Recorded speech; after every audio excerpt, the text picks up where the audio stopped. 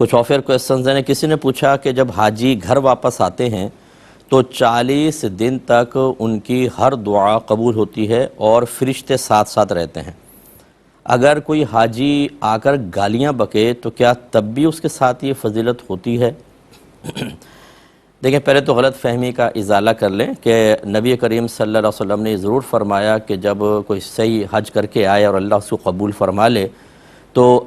حاجی کی مغفرت ہو جاتی ہے، اور وہ جس کے لیے دعائے مغفرت کرے اللہ تعالیٰ اس کی بھی بخشش فرما دیتا ہے۔ یہ تو ہے، لیکن یہ نہیں ہے کہ 40 دن تک اس کی ہر دعا قبول ہوگی، ایسا میری روایت کو ایسی میری نگاہ سے نہیں گزری۔ دوسرا، فرشتے اس کے ساتھ ہوتے ہیں، یہ روایت بھی میں نے نہیں سنی ہے، ٹھیک ہے نا؟ تو یہ بعض باتیں ہم لوگ غلط مشہور کر دیتے ہیں، اور اب اگر کہتے ہیں کہ وہ حاجی صاحب گالیاں بک رہے ہیں تو کیا تب بھی فضیلت رہے گی؟ تو فضیلت تو پہلے نہیں تھی۔ اب مسئلہ یہ ہے کہ حج کرنے کے بعد اگر یہ کوئی سمجھتا ہے کہ اب میں مرفوع القلم ہو چکا ہوں، اب میں بد اخلاقیاں کروں، جیسے بعض معذرت کے ساتھ خواتین ہوتی ہیں کہ وہاں رو بھی رہی ہوں گی، تسبیحیں بھی پڑھ رہی ہوں گی، لیکن جب وہ واپس آتی ہیں تو اپنے رویے سے، اپنے بیہیویئر سے پورے گھر والوں کی زندگی عذاب بنا دیتی ہیں، تلخ جملے اور ہر طرح کا نامناسب رویہ، لیکن حجن ہیں وہ، اس لیے ان کو کچھ نہ کہیے، اور وہ تو مغفرت شدہ ہیں۔ یہ ایک غلط خیال اپنے ذہن سے نکال دیں۔ اگر میں ایک عالم مفتی ہوں، اگر خدا نخواستہ میں خلاف شرع عمل کروں گا تو میرا مفتی ہونا، عالم ہونا مجھے اگرچہ نفع دے گا، لیکن بروز قیامت مجھے ان غلط چیزوں کا حساب دینا ہی ہوگا۔ اسی طرح اگر کوئی حاجی صاحب آ گئے، فرض کر لیں حج مقبول بھی ہو گیا، تو سابقہ گناہوں کا کفارہ ہوا ہے، نہ یہ کہ آئندہ کے لیے بھی چھوٹ مل گئی۔ اس لیے کوئی اس طرح حاجی صاحب اگر گالیاں وغیرہ بکے، بلکہ علماء نے یہ فرمایا کہ جس کا حج مقبول ہوتا ہے اس کی ایک کچھ ظاہری علامات یہ ہوتی ہیں کہ جب انسان واپس آئے گا تو وہ اپنے آپ کو ہر قسم کے صغیرہ کبیرہ ظاہری باطنی گناہ سے بچتا پائے گا، علم دین کی طرف رغبت ہوگی، نیکیوں کی طرف رغبت ہوگی، اچھوں کی صحبت میں رہے گا، اور وہ خراب کاموں پر توبہ کرے گا اور آئندہ ان کی طرف نہ آئے گا۔ اب اگر کوئی حج کر کے واپس آئے اور تمام تر شرارتیں کر رہا ہے تو یہ تو میں حکم نہیں لگا رہا ہوں کہ حج مقبول نہیں ہوگا، لیکن جیسے کہ علماء نے ظاہری علامات بیان فرمائیں، اس کے نتیجے میں، اس کے تناظر میں دیکھیں تو ایسا لگتا ہے کہ حج مقبول ہی نہیں ہوا، تبھی تو یہ حرکتیں کر رہے ہیں۔ تو اس لیے ڈرنا چاہیے حاجی صاحب کو، ایسا ہرگز نہیں کرنا چاہیے۔ یہ کہتے ہیں کہ ہماری مسجد میں دیوار قبلہ جو ہے اس پر ایسی کالی ٹائلز لگائی گئی ہیں کہ جب ہم نماز پڑھتے ہیں تو ہمیں اپنا عکس اس میں واضح طور پہ نظر آتا ہے، تو کیا ہماری نماز ہو جاتی ہے؟ دیکھیں، ویسے مسجد کے اندر خاص طور پر ہر اس چیز کو دور رکھنا چاہیے جس سے نمازیوں کی توجہ بڑھتی ہو، مسجد میں خاص طور پر، اور گھر میں بھی آپ ایسی جگہ نماز پڑھیں جیسے آئینے کے سامنے کھڑے ہو گئے نماز پڑھنے، نماز ہو جائے گی، لیکن یقینی سی بات ہے کہ آپ کو جو عکس ہے اوپر نیچے ہو رہا ہے اس سے توجہ آپ کی اس طرف جائے گی۔ ایسے ہی مسجد کے اندر تو خاص طور پہ کہ وہاں پہ لوگ آتے ہیں نماز پڑھنے کے لیے اور کثیر نمازی ہوتے ہیں، تو دیوار قبلہ پہ ایسی ٹائلز کا لگانا مناسب نہیں تھا۔ نماز ہو جائے گی، بہرحال نماز پہ کوئی فرق نہیں پڑے گا، لیکن آپ کوشش کریں کہ اگر عکس نظر آتا ہے اس سے آپ کی توجہ بڑھتی ہے تو آنکھیں بند کر کے نماز پڑھ لیں، یہ جائز ہے، اور اگر آنکھیں کھول کے بھی پڑھیں تو اوپر کی طرف نہ دیکھیں، زیادہ تر اپنے نیچے کی طرف دیکھیں، اور نماز آپ کی انشاءاللہ ہو جائے گی۔ ایک یہ کہتے ہیں کہ ایک بعض اوقات یہ سوشل میڈیا پر ایسی اپلیکیشن ہیں جن پر ویڈیوز مکہ اور مدینے کی آتی ہیں، اور بیک گراؤنڈ میں ایک آواز آتی ہے جو کہہ رہا ہوتا ہے کہ جو اسے شیئر نہ کرے وہ مسلمان نہیں ہے، کیا حکم شرع ہوگا؟ دیکھیں، ہم نے پہلے بھی بارہا اس قسم کے جو چیزیں ہوتی ہیں اس کے بارے میں عرض کیا کہ پہلی بات یہ کہ وہ مسلمان ہی نہیں، یہ حکم وہ کیسے لگا سکتا ہے؟ ویڈیوز تو آج بنی ہیں، مسلمان نہ ہونا یہ تو قرآن و حدیث ہی بتا سکتے ہیں، نبی کریم بتائیں گے، اکابرین اسلام بتائیں گے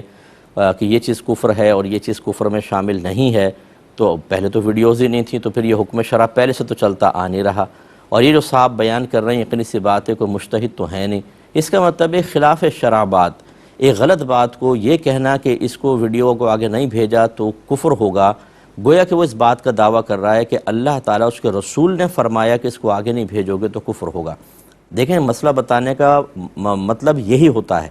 فتویٰ دینا، مسئلہ بتانا کہ ہم دعویٰ کر رہے ہوتے ہیں کہ اللہ اس کے رسول نے فرمایا۔ اسی لیے نبی کریم صلی اللہ علیہ وسلم نے ارشاد فرمایا کہ جو بغیر علم کے فتویٰ دے اس پہ زمین و آسمان کے فرشتے لعنت کرتے ہیں۔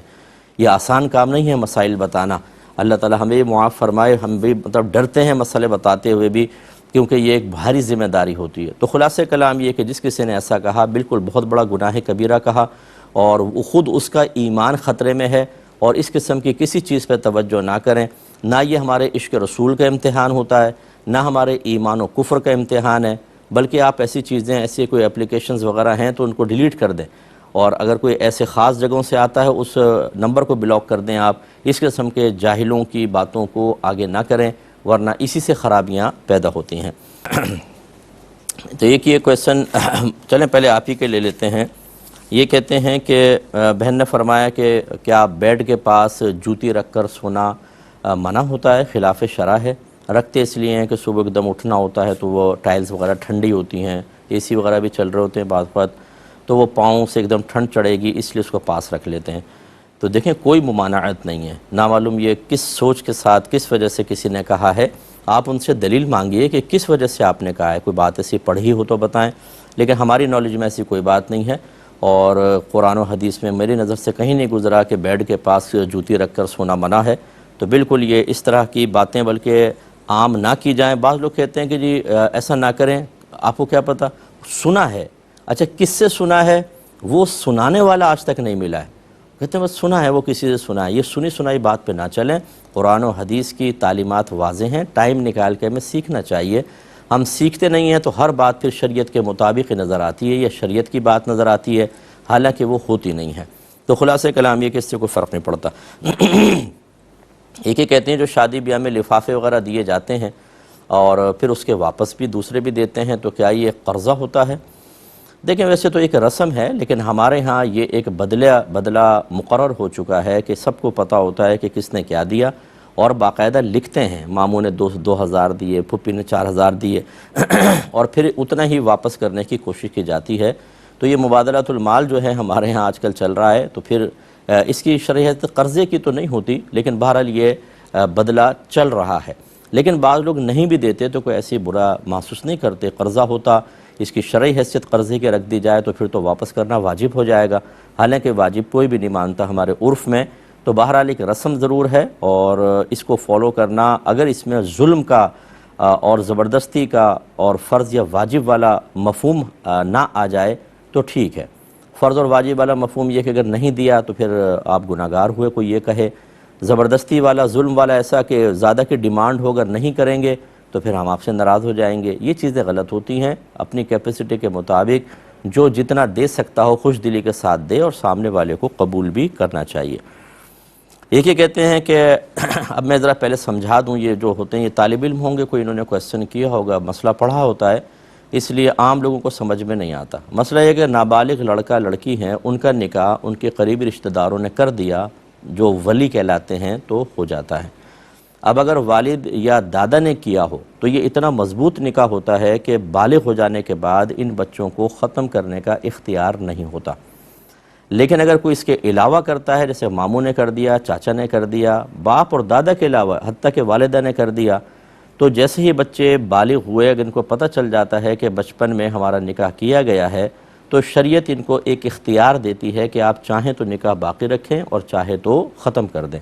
اس کو کہتے ہیں خیار بلوغ۔ تو جیسے بالغ ہوئے، اطلاع مل گئی، انہوں نے اگر نکاح رد کر دیا، نکاح ختم ہو جائے گا۔ اس کے لیے طلاق وغیرہ کی ضرورت نہیں ہوتی، وہ نکاح کو فسخ کرنا ہوتا ہے، نکاح فسخ ہو جائے گا، یہ ختم ہو گیا۔ لیکن یاد رکھیں کہ باپ دادا بھی اگر نابالغی میں بچوں کا نکاح کریں گے تو صحیح جگہ کرنا ان کے لیے لازم ہوگا۔ لہٰذا اگر پہلی مرتبہ ہے، ایک بچی کا کر دیا، تو اس کے لیے تو فقہاء نے فرمایا ٹھیک ہے، باپ دادا کا نکاح بڑا مضبوط ہوتا ہے، کیونکہ وفور شفقت بہت زیادہ ہوتی ہے، ان میں پیار محبت بہت زیادہ ہوتی ہے، تو امید ہے کہ صحیح جگہ کیا ہوگا۔ لیکن اگر ثابت ہو جائے کہ غلط جگہ کیا ہے، جوڑ ٹھیک نہیں ہے، غلط قسم کے لوگوں میں کر دیا ہے، تو پھر یاد رکھیں اگلے بچوں کے لیے باپ دادا کا یہ اختیار، یہ حق بھی سلب ہو جاتا ہے، اور بچوں کا نہیں کر سکتے ہیں وہ۔ ہمارے ہاں مطلب شریعت چونکہ ہم جانتے نہیں ہیں، کہیں تو بچے سرکش ہو رہے ہیں اور کہیں بڑے اپنے اختیارات کا غلط استعمال کر رہے ہیں، کہ وہ کہتے ہیں کہ جہاں ہم نے اشارہ کر دیا وہاں تمہیں نکاح کرنا ہوگا، اس کے علاوہ نہیں کرنا ہوگا۔ یہ تو نابالغ بچوں کا مسئلہ ہے کہ اگر ایک کا غلط کر دیا تو اگلے کے لیے ان کا اختیار سلب کر لیا جائے گا۔ یہاں بالغوں کے ساتھ زبردستی کر کے اور بے جوڑ نکاح کروا دیے جاتے ہیں، اور اس میں بچے سخت اذیت والی زندگی گزارنے پر مجبور ہو جاتے ہیں، اور بعض اوقات تو بعد میں وہ چلتی نہیں ہے لائف، زندگی ڈسٹرب ہو جاتی ہے، وہ طلاقیں ہو جاتی ہیں۔ بلکہ یہاں تک میں نے دیکھا ہے کہ کبھی ضد میں بچوں کی شادی کروا دی گئی ہے کہ ہماری ضد ہے، کرنا ہی پڑے گا۔ جب ہو گیا، اب لڑکا کہتا ہے میرا ذہن نہیں مل رہا، میں پریشان ہوں، تو ماں کہتی ہے اچھا چاہو تو طلاق دے دو۔ یعنی اپنی ضد پوری کر کے آپ نے کسی کی بچی کی زندگی کو برباد کر دیا، اور اب آپ کہتی ہیں اب طلاق دے دو، ٹھیک ہے تم اپنی مرضی سے کر لو۔ تو پہلے ہی یہ سب چیزیں کہاں چلی گئی تھیں؟ تو خدا نہ خواستہ میں بچوں کو کوئی جرأت مند یا دلیر نہیں کر رہا ہوں ماں باپ کے خلاف، آپ کو بھی دائرہ ادب میں رہنا ہوگا، اور ماں باپ کی مرضی سے جو کام کیا جاتا ہے ان کی دعاؤں کے ساتھ اس میں بے حد برکت بھی ہوتی ہے، اس کا انکار نہیں ہے۔ کتنے ہی میرے پاس تو کیسز آتے ہیں جو لو میریجز کر چکے ہیں، سر پکڑ کے بیٹھے ہوئے ہیں۔ پہلے تو ایسا لگتا تھا کہ یہ حور نہیں ملی تو پوری دنیا تباہ ہو جائے گی، میں اب خودکشی کر لوں گا، اور وہ حور مل گئی تو اس کے بڑھ کے لنگور کوئی نہ رہا، اور اتنا یعنی وہ فیڈ اپ ہو جاتے ہیں ایک دوسرے کے ساتھ کہ شکل دیکھنا پسند نہیں کرتے ہیں، بے برکتی پیدا ہوتی ہے۔ ہر ایک لو میرج میں ایسی نہیں ہے لیکن ہوتی ہے۔ تو میں خدا نخواستہ اولاد کو باغی نہیں کر رہا ہوں، لیکن ماں باپ کو بھی سمجھنا چاہیے کہ جب ایک حق شریعت نے آپ کو ماں باپ ہونے کی حیثیت سے دیا ہے تو اس شریعت کو آپ کو ہر جگہ آپ کو بھی تو فالو کرنا چاہیے، جس نے آپ کو اتنی عزت دی ہے، احترام دیا ہے، بچوں کو آپ کے تابع کر دیا ہے۔ وہی شریعت نکاح کروانے کے سلسلے میں آپ کے لیے بھی تو کچھ ہدایات فراہم کر رہی ہے۔ کبھی آپ نے وہ ہدایات جاننے کی زحمت گوارہ کی ہے؟ کبھی آپ نے دیکھا ہے کہ اس سلسلے میں بچوں کے ذاتی رائے کا کیا احترام شریعت نے روا رکھا ہے؟ نہیں، ان کی کوئی رائے نہیں ہے، ہماری رائے ہوگی۔ خدا را ان علوم کو سیکھیں ورنہ آخرت میں تباہی ہو سکتی ہے۔ ایک مختصر سا بریک کہ جب لڑکا لڑکی کا نکاح ہو رہا ہو، یعنی آپس میں وہ نکاح کر رہے ہوں، تو کہا جاتا ہے کہ 2 گواہ ضروری ہیں۔ تو پوچھا یہ ہے کہ کیا صرف 2 گواہ چاہیے یا 2 ادھر سے اور 2 ادھر سے بھی ہوں؟ دیکھیں صرف 2 گواہ کافی ہوتے ہیں، یعنی 2 مرد ہوں یا 1 مرد اور 2 عورتیں ہوں، 4 ضروری نہیں ہوتے۔ وہی تو شادی کے اندر یہ جو قانونی کارروائی ہے کہ وہ نکاح نامہ فل کرتے ہیں تو لڑکے کے گواہ علیحدہ ہوتے ہیں، اور شادی کے گواہ کہلاتے ہیں جو جب وکیل جاتا ہے بچی سے اجازت لے رہا ہوتا ہے اس کے 2 گواہ علیحدہ ہیں۔ یہ قانونی ریکوائرمنٹ تو ہے لیکن شرعی طور پہ اس کا مطالبہ نہیں ہے۔ 2 گواہ اگر ہیں تو صرف ان سے بھی نکاح ہو جائے گا۔ کوسچنز ہیں وہ لیتے ہیں۔ ایک یہ پوچھا تھا کہ کیا پرائز بانڈ کا انعام نکل آئے اس پیسے سے حج یا عمرہ کیا جا سکتا ہے کہ نہیں؟ دیکھیں سب سے پہلے سمجھ لیں کہ اگر پرائز بانڈ ایسا ہے کہ آپ رکھیں تو اس پہ کوئی پروفٹ وغیرہ نہیں ملے گا، پہلی بات تو یہ، اس طرح کے بانڈ منع ہوتے ہیں کہ وہ سود آپ کو مل رہا ہے۔ اور دوسرا یہ کہ آپ جب اس کو کیش کروائیں پورا پیسہ آپ کو واپس ملے گا، کوئی کٹوتی نہیں ہوتی ہے۔ ہاں یہ الگ بات ہے کہ جب آپ پرائز بانڈ اگر آپ کا انعام نکل آیا آپ لیتے ہیں تو ٹیکس کٹتا ہے، وہ ٹیکس ایک الگ چیز ہے، باقی آپ کا پرائز بانڈ کا مطلب آپ کو پیسہ دیا جاتا ہے انعام کا۔ تو ہمارے نزدیک اس میں نہ سود کا مفہوم پیدا ہوتا ہے نہ جوئے کا مفہوم، اس لیے ہم اس کو جائز کہتے ہیں۔ لیکن بہت سے علماء ایسے ہیں جو اپنے مخصوص دلائل کے ساتھ اس کو ناجائز بھی کہتے ہیں۔ تو جہاں پر اس طرح کا کوئی اختلاف رائے علماء کی آ جائے کہ بعض جائز کہہ رہے ہوں بعض ناجائز کہہ رہے ہوں، تو میرا اس میں مشورہ یہ ہوتا ہے، بہتر یہ ہے کہ جانبین کی رائے کا احترام کرتے ہوئے آپ حج یا عمرہ خاص طور پہ بہت افضل عبادت ہیں، اور پھر یہ کہ زندگی میں بعض اوقات ایک بار ہی اس کا موقع ملتا ہے، وہ کسی اور صاف پیسے سے کریں، جس کا طریقہ یہ ہو سکتا ہے کہ آپ کسی سے قرض لے لیں اور اس سے تمام معاملات کریں اور یہ والا پیسہ اس کو قرض کے جواب میں دے دیا جائے۔ لیکن اگر آپ براہ راست بھی کریں گے، ہمارا فتویٰ اسی پر ہے کہ آپ کا حج بھی ٹھیک ہے اور عمرہ بھی ٹھیک ہے۔ یہ یعنی ایک تقوی کی بات ہے، سمجھ لیں، جس کو فالو کریں تو بہتر، نہ کریں تو کوئی مسئلہ نہیں ہے، کیونکہ علماء نے یہ لکھا کہ جہاں اختلاف رائے آ جائے فقہا کا علماء کا تو جو دونوں جانب کی رعایت کرنا افضل اور اولیٰ ہو جاتا ہے۔ تو افضل اور اولیٰ صورت اختیار کرنا چاہیں ٹھیک، ورنہ ہمارا فتویٰ یہی ہے کہ آپ اس پیسے سے حج عمرہ بالکل کر سکتے ہیں۔ ایک ہی کسی نے پوچھا کہ مرد ربڑ کا بریسلیٹ پہن سکتا ہے کہ نہیں؟ دیکھیں 2 چیزیں ہوتی ہیں، زیور پہننا مرد کو منع ہے، وہ پیتل کا ہو، سونے کا ہو، لوہے کا ہو، یہ منع ہے۔ تو بعض بریسلیٹ تو اسی دھاتوں کے ہوتے ہیں تو بالکل ہی منع ہوں گے، اور بعض چیزیں ایسی ہوتی ہیں جو عورتوں سے مشابہت کی وجہ سے منع ہے۔ یہ ہاتھ میں کوئی چیز کڑے وغیرہ پہننا، یہ دیکھ چیز عورتوں کو زیبا ہیں، مردوں کو نہیں ہے۔ اب ربڑ کا اگر ایسا پہنیں گے تو وہ ایک عورتوں کے ساتھ مشابہت سی ہوتی ہے، اور نبی کریم صلی اللہ علیہ وسلم نے اس پہ سخت جملے ارشاد فرمائے کہ جو مرد عورتوں کی مشابہت اختیار کریں اور جو عورتیں مردوں کی مشابہت اختیار کریں ان پر اللہ کی لعنت ہے۔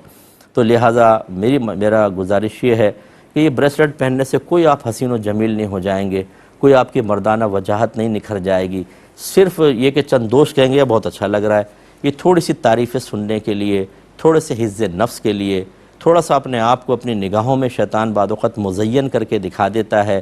اس مزین ہونے کو دیکھنے کے لیے اللہ اس کے رسول کو ناراض کرنا قطعاً غیر مناسب ہے۔ اللہ نے مرد بنایا، مردوں والی چیزیں اختیار کریں، یہ خواتین والی اختیار نہ کریں۔ ایک بچے نے پوچھا کہ کچھ زمینیں تھیں اس پہ لوگوں نے قبضہ کر لیا تھا،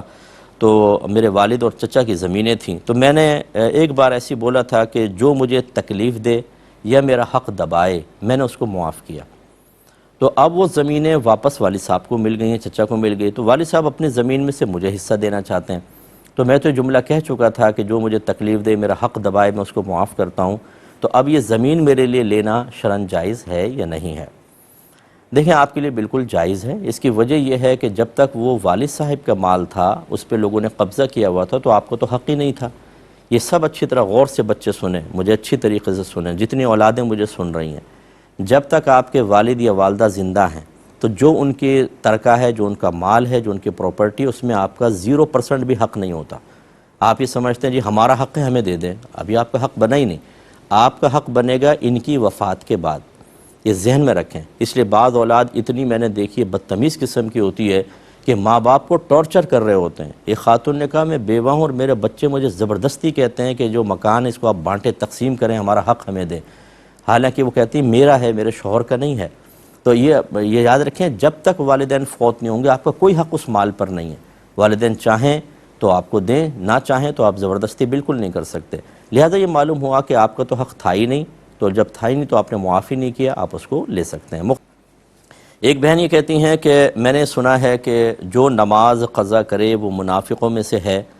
یہ میں نے سنا ہے۔ تو میرے 3 چھوٹے بچے ہیں، ایک بچی جو ہے بڑی وہ 3 سال کی ہے اور 2 7 ماہ کی ہیں، جڑواں پیدا ہوئی ہیں۔ تو یہ ساری رات تقریباً میں ان کی خدمت میں گزر جاتی ہے، ایک روتی ہے کبھی دوسری روتی ہے، تو بعض وقت میری فجر کی نماز قضا ہو جاتی ہے، اور کبھی ایسا ہوتا ہے کہ میں تھکن کی وجہ سے عشاء کی نماز نہیں پڑھ پاتی ہوں، تو میں سارا دن جو ہے وہ پھر گلٹ فیل کرتے رہتی ہوں کہ میں منافقین میں سے ہو گئی، کیا حکم شرع ہوگا؟ دیکھیں پہلی بات تو یہ کہ جو آپ نے سنا ہے وہ ٹھیک نہیں ہے۔ نماز قضا کرنے پر منافقوں کا نہیں فرمایا، جماعت قضا کرنے کے بارے میں منافقین کے کہا کہ وہ منافق چونکہ اس زمانے میں جماعت قضا کرتے تھے، صحابہ نہیں کرتے تھے، تو یہ ضرور ہے نبی کریم صلی اللہ علیہ وسلم نے فرمایا جس نے جان بوجھ کر نماز قضا کی اس نے کفر کیا۔ تو پہلے دور میں اور بہت سارے صحابہ اس کو حقیقی معنی پہ رکھتے تھے اور وہ کہتے تھے کہ جو نماز چھوڑ دے گا وہ کافر ہو جائے گا، لیکن پھر ہمارے بعد کے جو مجتہدین ہیں خصوصاً امام اعظم ابو حنیفہ رضی اللہ تعالی عنہ نے اس حدیث کا یہی مفہوم بیان فرمایا کہ یہاں کفر سے مراد بہت بڑی ناشکری ہے، یعنی وہ کافر تو نہیں ہوگا لیکن یہ ہے کہ بہت بڑی ناشکری۔ ہاں کوئی حلال سمجھ کے نماز قضا کرے کہ ضروری نہیں ہے، حقیر سمجھ کے ہے کہ میرے لیے قضا کرنا بالکل جائز ہے، تو پھر حکم کفر اس کی طرف متوجہ ہوگا۔ تو بہرحال دوسری بات یہ ہے کہ بچیوں کو سنبھالنا، آپ بہت بڑی خدمت کر رہی ہیں میری بہن، اور اللہ تعالیٰ آپ کو اس کا اجر دے، اور یقیناً ایک ماں کی اذیت کو میں بڑی قریب سے چیزیں مشاہدہ کرتا ہوں اپنے گھر میں، اپنے خاندان میں دیکھتا ہوں، واقعی عورتوں کی ہمت کو سلام ہے۔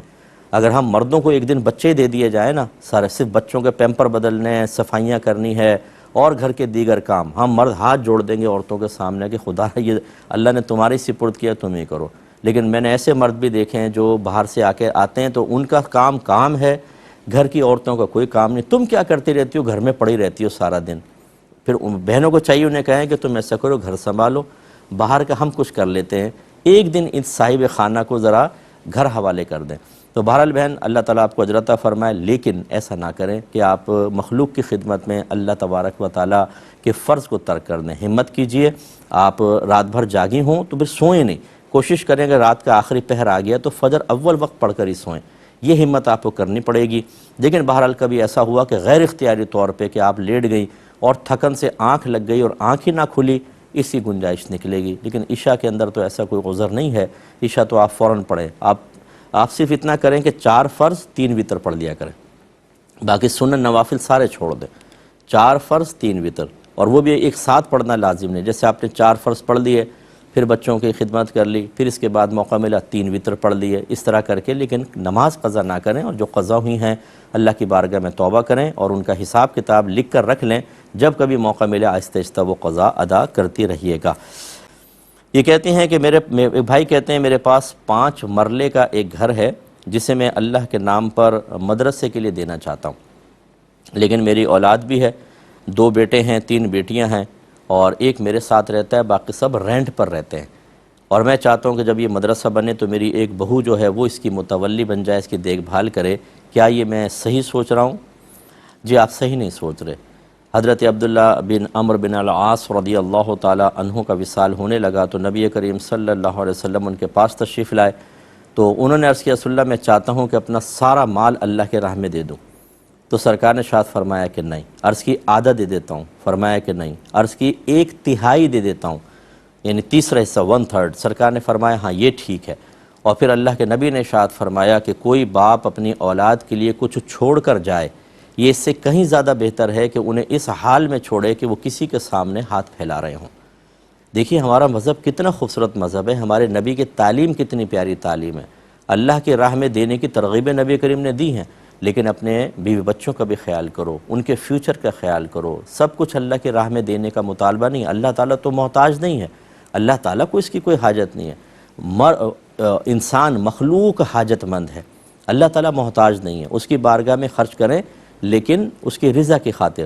اور مخلوق محتاج ہے، غیر محتاج کے لیے محتاج کو نہ ترک کریں، یہ میرے نبی نے پیغام دیا۔ لہٰذا میں آپ سے گزارش کرتا ہوں جب بچوں کے پاس مکان ہی نہیں ہے، رینٹ پہ رہ رہے ہیں، بہتر یہ ہے کہ آپ اس پر ایک مکان بنائیں، بچوں کو رہنے کے لیے دیں، اور ویسے کوئی آپ کا پیسہ وغیرہ ہے تو وہ اللہ کے راہ میں ضرور دیجئے، لیکن اس طرح اپنی اولاد کو چھوڑ کر جانا اور پھر مدرسے کے لیے آپ چیز دے دیں تو یہ مطلب مناسب نہیں ہے، جو نبی کریم کی تعلیم ہے اس کے مطابق۔ حالانکہ میں دینی آدمی ہوں، میں خود مطلب پڑھنے پڑھانے والا آدمی ہوں، لیکن جو ایک بیلنس قائم کرنا ہوتا ہے جو شریعت نے ہمیں سکھایا ہے اس کی رعایت کرنا بہت ہی ضروری ہے۔ اور پھر جتنے بھی اس طرح کے وقف کرنے والے لوگ ہیں میں گزارش کرتا ہوں کن لوگوں کو وقف کر رہے ہیں، کون آ کے پڑھے گا، اساتذہ کون ہوں گے، مینجمنٹ کیا ہوگی، کیا آپ کو اس کا تجربہ ہے یا نہیں، سب سے پہلے تجربہ حاصل کریں۔ سب سے پہلے آپ مدارس میں جائیں، ان کے قریب رہیں، دیکھیں کیا کچھ ہو رہا ہے۔ غلط لوگوں کے ہاتھوں میں اگر آپ دے دیں گے پتہ چلے گا کہ جی کام کم ہو رہا ہے اور فالتو چیزیں زیادہ ہو رہی ہیں۔ یعنی کتنے مدارس ایسے ہیں جس میں نہ صحیح طریقے سے بچے ناظرہ پڑھ پاتے ہیں، نہ اس میں صحیح حافظ قرآن بن رہے ہیں، حافظ قرآن بھی بن رہے ہیں تو علم دین ہی نہیں سکھاتے، صرف قرآن حفظ کر کے چھوڑ دیا، حافظ صاحب امام بن رہے ہیں، امام صاحب کو نہ وضو کرنا آتا ہے، نہ کپڑے پاک کرنے آتے ہیں، نہ نماز صحیح طرح پڑھانی آتی ہے، بعض مدارس میں سے کوئی اہتمام نہیں ہوتا۔ تو آپ بھی ایسے ہی کوئی مدرسہ بنا گئے اور اس میں غلط طریقے سے نظام چلتا رہا تو پھر تو آپ کے لیے کوئی ثواب جاریہ نہیں، اولاد بھی محروم ہوئی اور آپ جو آپ کا مقصد تھا ایک اچھا وہ بھی گیا۔ اس لیے میں وقف کو منع نہیں کر رہا ہوں، مدرسے بنانے کو منع نہیں کر رہا ہوں، لیکن پہلے آپ کو اچھی طریقے سے اس کا مشاہدہ کرنا چاہیے، تجربہ حاصل کرنا چاہیے، پھر کوئی قدم اٹھائیں۔